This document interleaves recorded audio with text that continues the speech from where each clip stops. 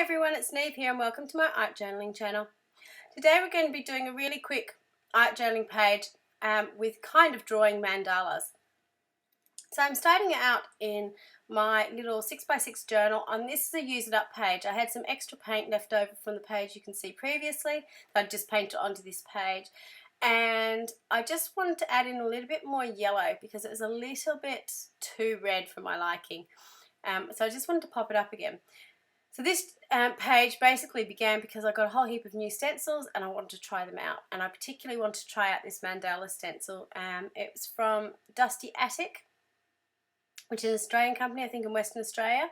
It's a very fine stencil weight-wise, but it's beautiful and it worked really, really well. But you can see that I've put up a very small amount of paint, which is really important when you're stenciling.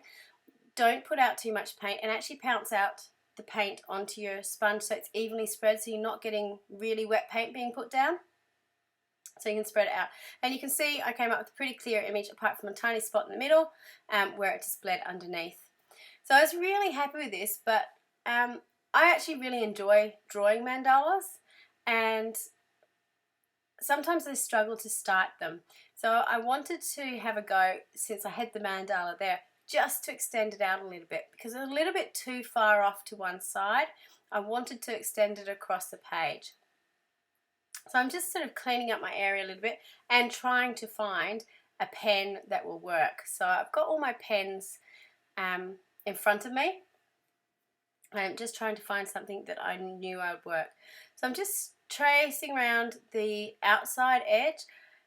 At this stage I was sort of not 100% committed to extending it too much. I just sort of wanted to give it a finishing little bit. But once I sort of started doing it, I kept going. And personally for me, I find doing this sort of thing really relaxing. It's a very mindless task, I suppose, or mindful. I'm not 100% sure how you would say it. But it relaxes my mind. I stop thinking about other things. I just concentrate on what I'm doing, but I'm not overthinking it. I'm just doing. So if that makes any sense to anyone, yeah, or if anyone's got a better word to describe it for me, that would be great, because yeah, it's how I go. So I'm just kind of using the same shapes I can see in the stencil pattern and kind of extending it out a little bit. So I'm using sort of that almost triangular shape, then putting some leaf shapes in it. Now I'm going in with this really simple loopy pattern, which is basically 3 loops piled on top of each other and just going in different directions. It's a great pattern for filling in large areas fairly quickly, and it's a pattern that is kind of subtle. You know you've got pattern there, but it kind of blends in too. So it's one I use quite regularly if I'm trying to fill in large areas. I don't know who taught this to me. I've got a feeling someone showed me at school once, and it's just one of those marks that's always stayed with me. I don't know if anyone else is like that. When I was teaching class recently, I was sort of saying everyone's got their own marks that they create when they doodle. And it's really interesting what different marks people make when they're not thinking about it, just doing. So once I've sort of finished doing this, now I'm just going in with some straight lines, or kind of curved lines, just to fill in the last little bit.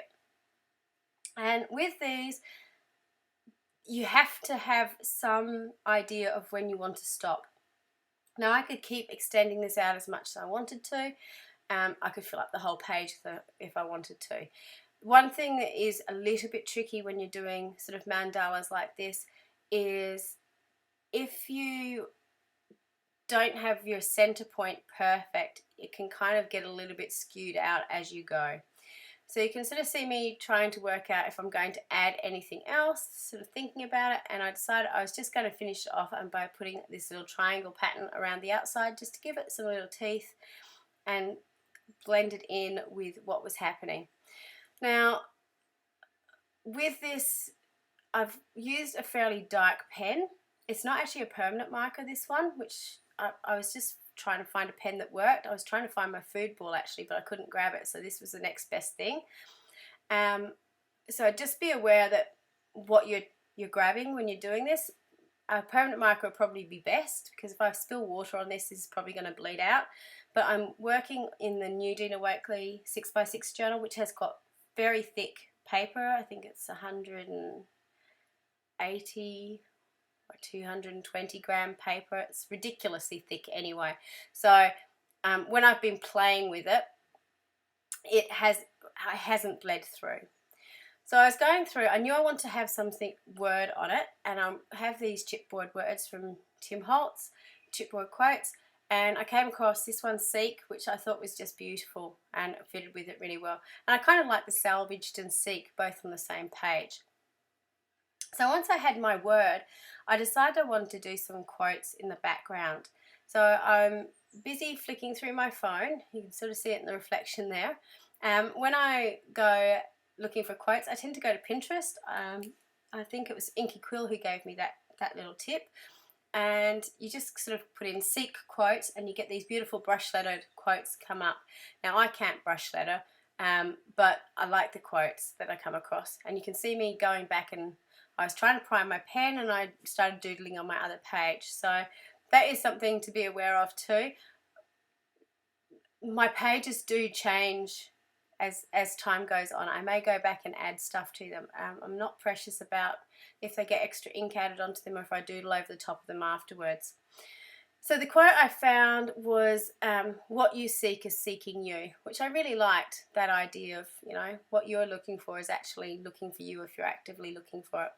So I'm just using a technique that I use a lot when I do lettering, when I want it to sort of blend into the background and become a pattern, which is to draw some wavy lines sort of and different heights, and then just use block lettering to write over and over and over again, changing my letters with the height of however high my curved lines are. And I find that technique works really well for me, because, and you can see that here, by using the white over it, it blends it into the background, but obviously if you're up close to it, you can see what it says and you can still read it, as you can see in this picture. So this is a little close-up of how the page became. I love that dusty attic stencil. It's beautiful, and I can imagine lots of uses for it. And that's the final page. Thank you so much for watching, and until next time, bye for now.